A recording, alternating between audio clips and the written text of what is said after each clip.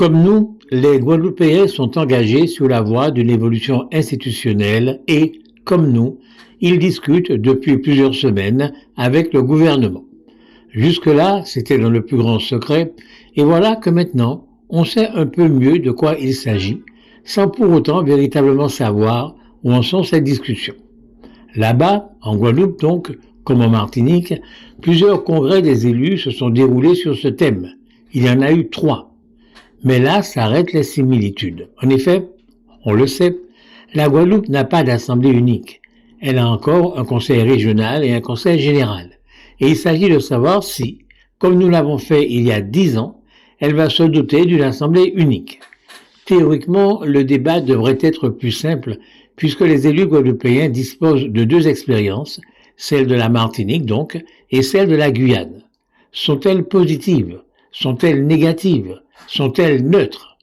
À cette question, il ne doit pas être si difficile que cela de répondre, puisque tant la Martinique que la Guyane revendiquent quand même avec force une évolution institutionnelle.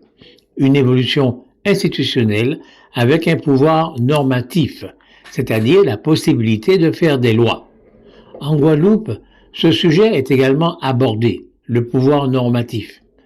Mais là-bas, on ne parle que de la possibilité de faire des lois pour adapter à la réalité de la Guadeloupe les lois nationales. Il s'agit donc d'un pouvoir normatif bien encadré, si on peut dire. On n'entend pas non plus parler de diplomatie territoriale, c'est-à-dire la possibilité de traiter librement avec les pays voisins. Cependant, une réflexion du président du Conseil général de la Guadeloupe, M. Guy Losbar, peut paraître étonnante. Écoutons-le. La dépendance économique du territoire est particulièrement inquiétante. 80% de ce que nous consommons vient de l'extérieur, d'où l'importance d'une plus grande souveraineté alimentaire pour augmenter progressivement la production locale et renforcer la résilience du territoire face aux crises potentielles. Oui, parlant de l'évolution institutionnelle de la Guadeloupe, un élu majeur de ce territoire a prononcé cette phrase.